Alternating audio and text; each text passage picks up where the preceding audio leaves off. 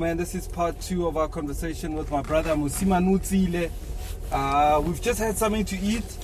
What do you call what we just ate? Ki sandwich? Or again, ki good. If we were in Pretoria right now, the guys would actually comment and say, but the beats are this cool boy, this cool girl, so I get in again. But yeah, came on Mamzitos, from Mamzitos, Mo Westbury. Yeah. So if you're ever around Mo Westbury and you want something greasy and oily and nice and chilled, if you want to sleep, Bye, Mamzito. I was actually saying the same thing last time. I had a 3-hour show to do.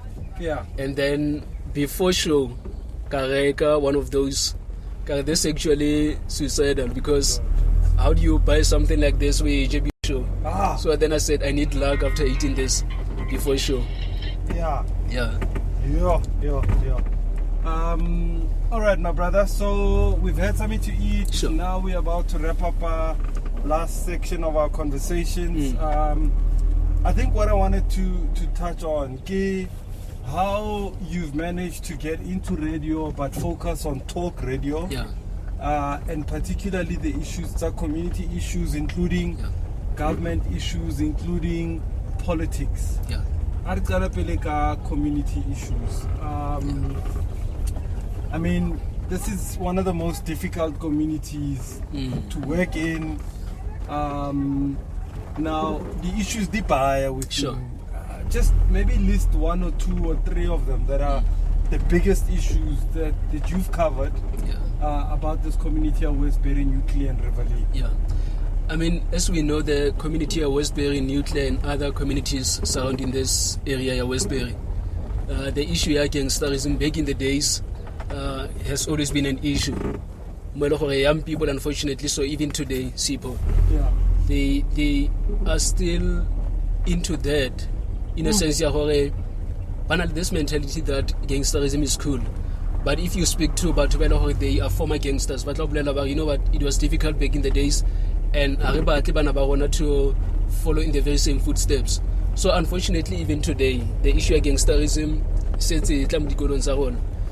the issue of substance abuse, I mean, just a few days ago, last week on Friday to be specific, at one of the schools, one school learner actually jumped out of the schoolyard, and just outside of the schoolyard, about Tunza. So how he actually had a gun or where he got a gun while inside the school premises, a problem. So we cover stories like those, and we actually cover more stories where young people end up losing their lives. You get others trying to revenge the death of your mom. So if you get someone being shot today, a few days later, then you get others now wanting to revenge that particular person's death.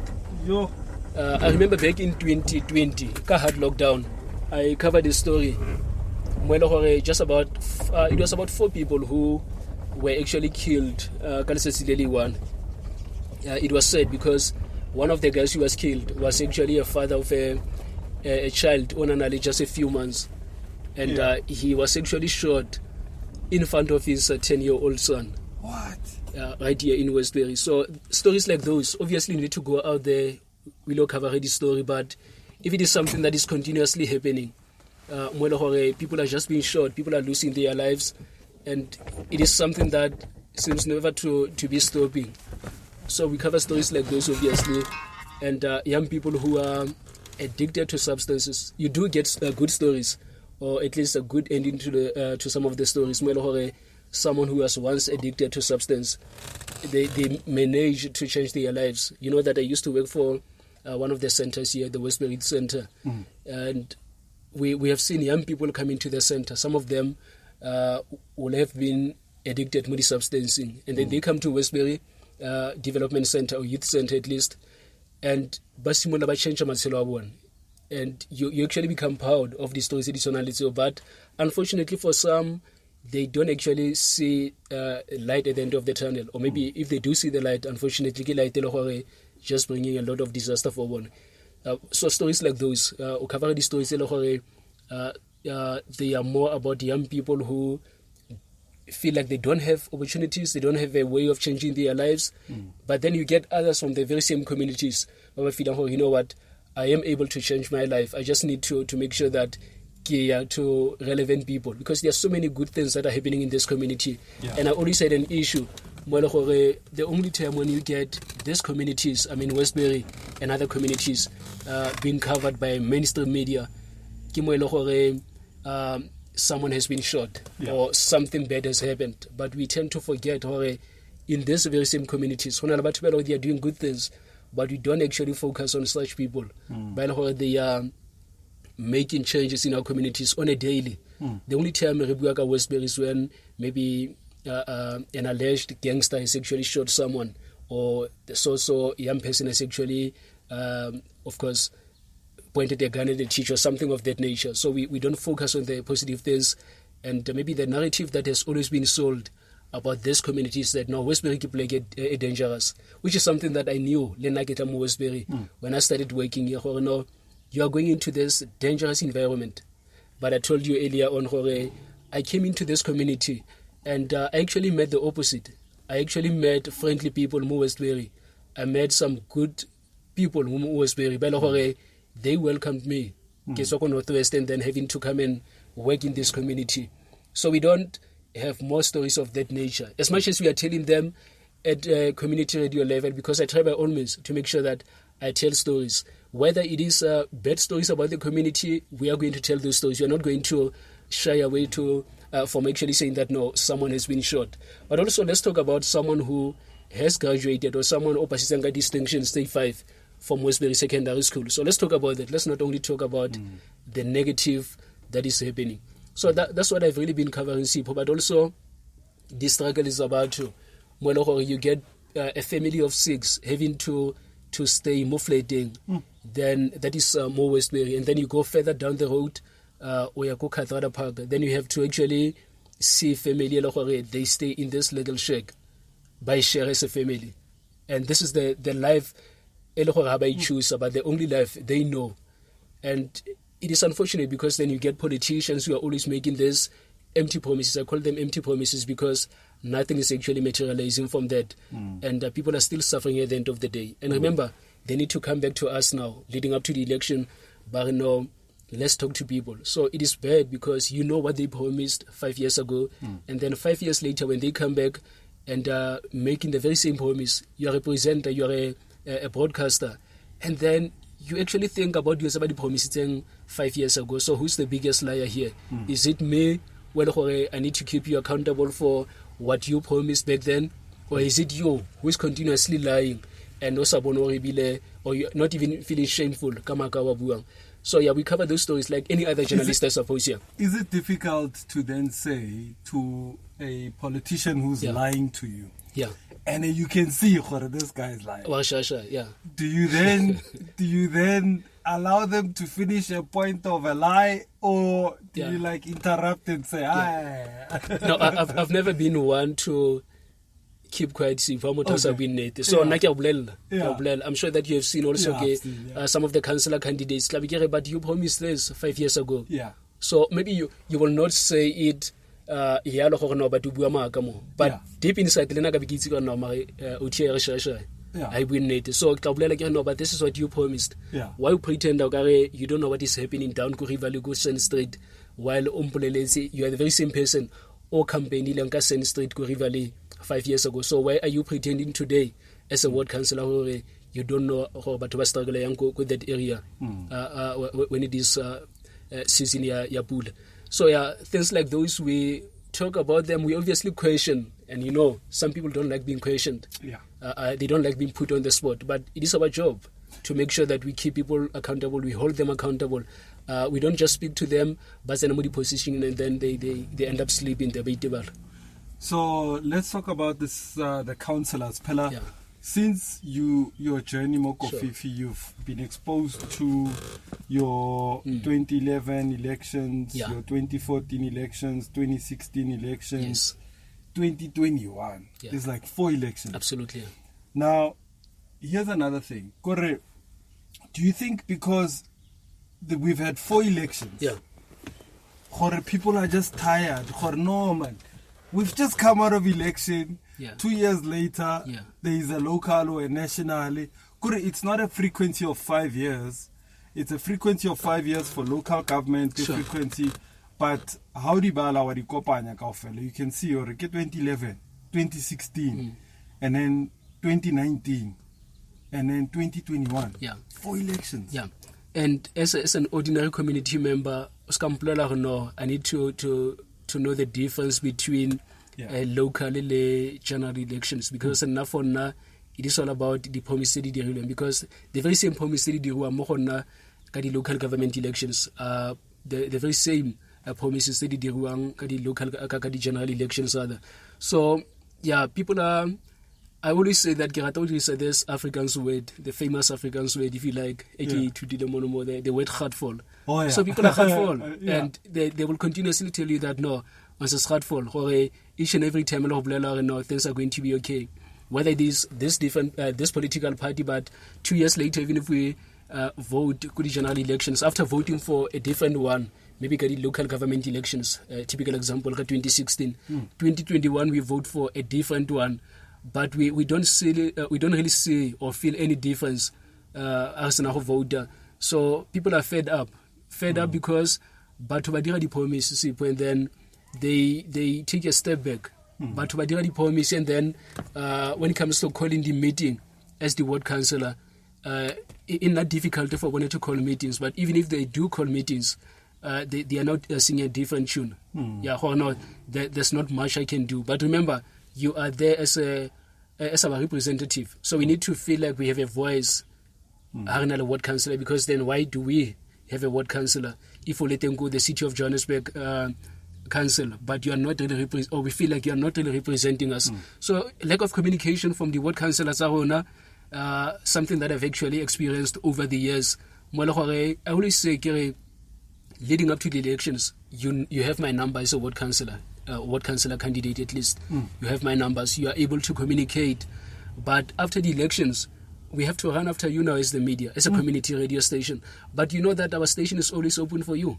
If you feel like you need to communicate and say, guys, I'm really trying by all means as a ward councillor, but some of the City of Johannesburg entities are not really coming to party. City Parks is not really coming to party. City Power or Joburg Water, they are not really coming to party. So it doesn't mean like I'm not doing anything as a ward councillor. I am doing a lot, just that not much is really coming through from those who are responsible. But if you were to say that as a ward councillor, just imagine how easy it was going to be for Rona as a radio station to say, guys, we have a ward councillor here in studio now, and this is a feedback that a ward councillor have pertaining to the issues that we are complaining about. But unfortunately, about communicating until we go after them. And so what does that say now? Leaders are on. Is it poor communications? Because communications as a whole, it's a study. Yes, You go to school to communicate. Absolutely, yeah. So some of these people either banally a natural gift of being able to communicate, others they don't have. So you think it's a lack of communication from our leaders? Is it also a lack of accountability in the sense if Bafilor they come to a platform like OFIF, they are going to be criticized and questioned, and therefore they don't feel like they want to account?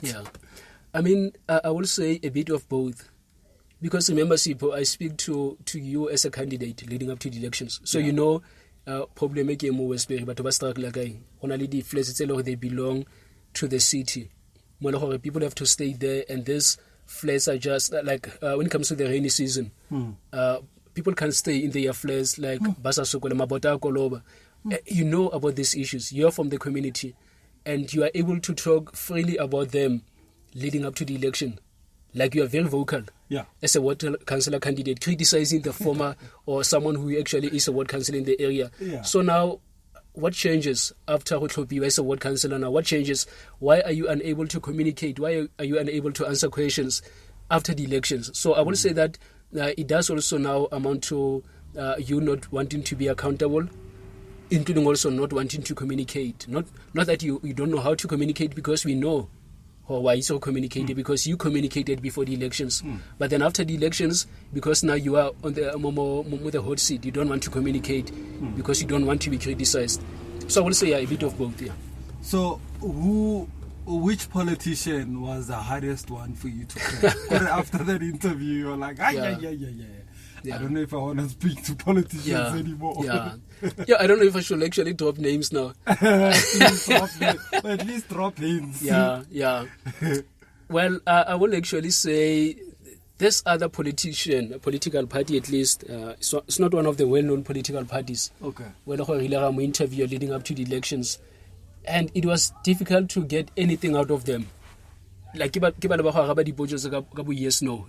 Yeah. So it was quite difficult to have this person selling their political party. You are trying by all means, because as a journalist, you'll be taught, when you have a panel discussion, say maybe leading up to the elections, you have a panel discussion with the different political parties.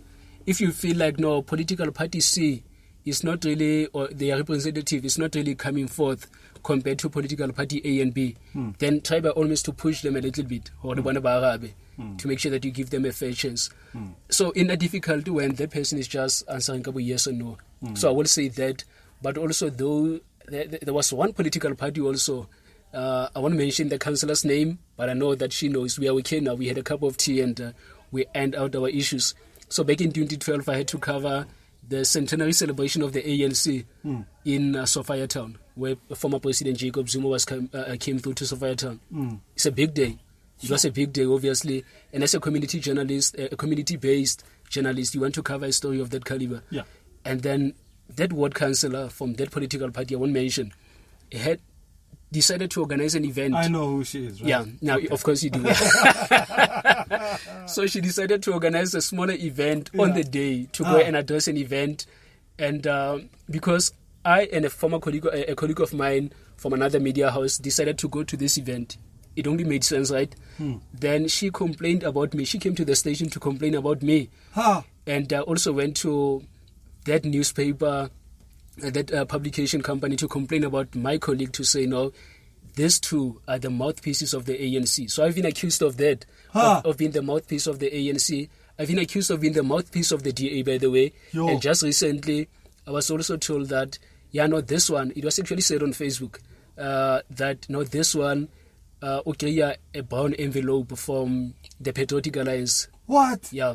And I was actually joking, why didn't they say a green envelope? Because we know Patriotic Alliance, obviously the green color. So I've been accused many a times.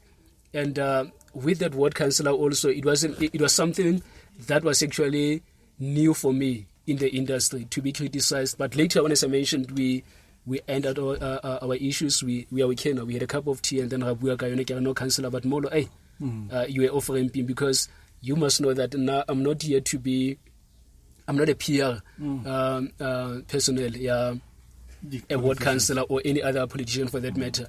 I'm here to serve the community, and if I feel like this is newsworthy, I'm going to cover that story, whether it is from political party A, C, B, or whichever political party. I'm here to inform the people.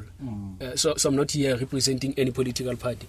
So it is a struggle not only for us, more the community radio sector, but elsewhere. You'll always get battle, they want to take advantage of your kindness. But no, you're just doing your job. There was a report that came out for some journalists who were actually on a payroll. Oh yeah. I'm just trying to think of those journalists. There was a list of them. There were other in Jacob Zuma's camp or others. So just from an independence of media, being a media person yourself, do you think the media is independent? If you look at how they cover stories, because 1 minute baka cover a specific political party in a positive light, the other ones they are, and then even how you look at how they covered Jacob Zuma, how they, even with the current president Cyril Ramaphosa, you don't read the kind of criticism like the same way Zuma used to face. Absolutely, So, no, let me be honest with you. I mean, Remo Media, we have been in this industry for long. So I will be totally honest with you, there's a lot that we need to do to change about ourselves. No, independence, it does actually leave a lot to be desired. The independence in the media, a lot to be desired. Not only when it comes to covering the politicians, but just covering the issues in general. When you have to cover the issues, dissemination state capture or corruption for that matter, we always talk about corruption when it has to do with a certain caliber about, but other people, like we sort of actually come up with some nice terms while actually the corruption. So we are not actually strong, vocal enough to talk about those issues. And then we know SIPO, which is something bad because we are there to inform. We need to be to make sure that we inform people and report the issues. And also, if we report on a story, we should not actually look on President Ramaphosa, President Zuma. Let's talk about issues as they are. And a lot has to be done, SIPO. When it comes to the independence of media, some journalists, as you mentioned, some of them have been confirmed to have been paid. So by corrupt, and then what do they do to the industry now? People have lost trust with the media industry, and that credibility, boy, we need to do a lot in making sure that we report the story. You spoke about President Ramaphosa. We know that others feel like President Ramaphosa is the darling of the media. No, actually, we criticize the president. And when you talk about these issues, ANC, you are too harsh on the ANC. When you talk about the DA, no, but we know the DA is the darling of the media. So, there's a lot that we need to do in making sure that so that when they listen to the news, just speaking about the news bulletin, then they know when they listen to the report, the elective conference of the ANC, they don't feel like no media is on their side. And then this media house, let's just report on issues and as they are. I mean, a lot of damage has been done, but there's no way that we can actually. I'm talking about as people now, generally. We cannot wish away media, right? Talk media, and if we see that things are not actually how they used to be before, let's make sure that there are fix more. But independence-wise, as media guys, there's a lot that we need to do. We need to make sure that we sort of a long way, but we have to work towards that. We have to make sure that there are change a little, and otherwise, people are going to end up believing whatever they see on the social media and not really believe what they see on the newspaper and also what they hear on radio. Absolutely, man. My brother, it's been so amazing to chat to you and share views with you. Just any closing comments on your side? I mean, I'm sure there are people that are watching that want to get into the media industry. There's some young people who are inspired by your story that like to get in. So just by encourage a fella. So let me maybe speak specifically to those they want to get into a community radio sector. So I've been here from 2012 with the community radio sector. I worked for Kofifi and then I resigned, I think twice for Kofifi. So I resigned 2017. I remember it was around the month of October, the last day of October, just after interviewing the current speaker, Vasco da Gama. And then I decided, Gary, you know what, I'm hanging up my microphone. And then I came back in December, the very same year, after I resigned. 2018, I worked for Ratlu FM, and then I came back to Kofifi FM. And so, but in a nutshell, I've been in the industry for that long, like 2012 until now. It has not been easy. So if maybe Motabula no easy. We just don't come here and talk because we just come on radio rebua. We just don't come here and talk. Otherwise, to just come and talk. So there's a lot of work that we do behind the scenes. There's a lot of preparation that we do more radio because I've listened to radio over the years. Personally, as I mentioned, it was my source of information. So I don't want a person coming on to radio. There's a friend of mine who's also in the industry, Mr. Lazarus Mokwati, but there are pollution. So, but what's lack of preparation, and then they end up actually polluting the airwaves. And that is also now tainting our industry, tainting this important industry, media, radio. So I will say that if you want to get in the industry, don't expect to get rich because rasokola mo industry. Let me be honest with you, more especially if you close a community radio station. It is a struggle, and but if you know that this is something that you want to do, you are definitely going to stay the course and make sure that how it's in molo and the mentality of being a celebrity, because we are not celebrities. Once again, I'm going to go back to what I said earlier on. As community radio presenters, community radio broadcasters, whether you're a journalist, you are a technician, or whatever you do, we are not different from someone all in busy go start in Noyana cleaning up the streets. We are not different from someone all in busy Noyana trying to help a child from Nuclear, from Westbury to get into a rehab as a community activist. We are not different. Perhaps the only privilege in alone, ke microphone, the only privilege in alone as journalist, get that piece of paper, and then have thousands and thousands of people reading your story, listening to your story. So we are not different. The only difference is we are more, at least, empowered to be able to tell stories and also have people listening to what we have to say. So that will be my parting shot. Just stay the course if you know that this is something that you want to do, but mentality of celebrate. So humility. Absolutely. Hard work, focus, patience. Because your patience, your one patience. It's like you have to be thick-skinned. I'm telling you, my brother. I'm telling you, and so you must, like, each and every day. You go a thick skin each and every day. Because you are challenged. Whether ki colleague, whether ki batho ba you just meet down the streets, what are you doing there? You are going to meet such people who criticize for no reason, and then guess what? If you stay there, cause the very same person will come back a year from now on our criticize, or maybe 2 years from now. You know what? I'm actually proud of how you have actually managed to stay the course and what you have become. So stay the course, be patient as you mentioned, and you've got this. Nice one. Sure. And thank you so much for taking time. Next time we'll have gifts of some sort, so that all our guests, they walk away with something. But at least we walked away with a lunch now, but we'll have to find something along the way. But thank you so much, my brother. This is enough for me. Because I mentioned earlier that Kitomile Radio and alongside you, Pauline Morari, you wanted to speak about how I got into talk radio. You introduced me to talk radio. Oh yes. Because it was the first time ever for getting into studio ke host a talk show, having to interview the likes of both Dr. Mampela Rampele, Bontate, the leader now of the ACDP, Kenneth Meshwe, the likes of Mosimane, many others like Batubelo, the actor, I'm telling you. So it was for me, and also one of the things that happened, I interviewed Brian Letsogo. Yes. As someone who was actually or had always been in the industry, listening to his story, it also served as an inspiration for me. So talk radio for now. You introduced me to that, Aretoma, back in 2014, and here I am. Today I'm able to actually have the MEC, the former MEC, Health, coming into studio, give me interview across different community radio stations. So I mean that for me, Bandila Masuk, by the way.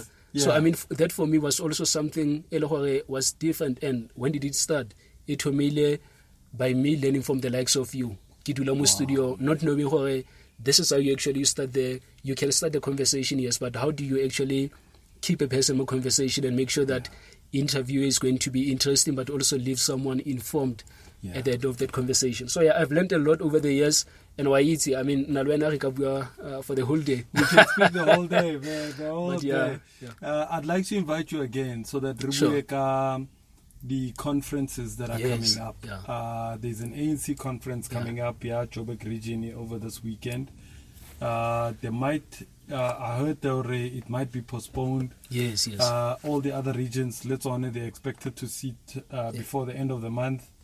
Then there's a conference here, province here, ANC. Yes. Then it's the national conference. So it's a lot a is going silly to season. happen. It is a silly season. It is a silly season. And you're going to be covering most of them? I'll be out and about, recover, and I'm looking forward to that. So I'm looking forward to the next conversation. And thank you so much to the free riders. Thank you very much. Well, this has been an amazing episode, man. Once again, big ups and thank you to Mr. President Classic Cars for sponsoring us with a car to be able to drive around with my boy. And big ups to everybody who's involved in this podcast, Seed on video and visuals and editing, and as well as main guy on graphics. Big ups and thank you very much. We're signing out. Lekao sane. Hola.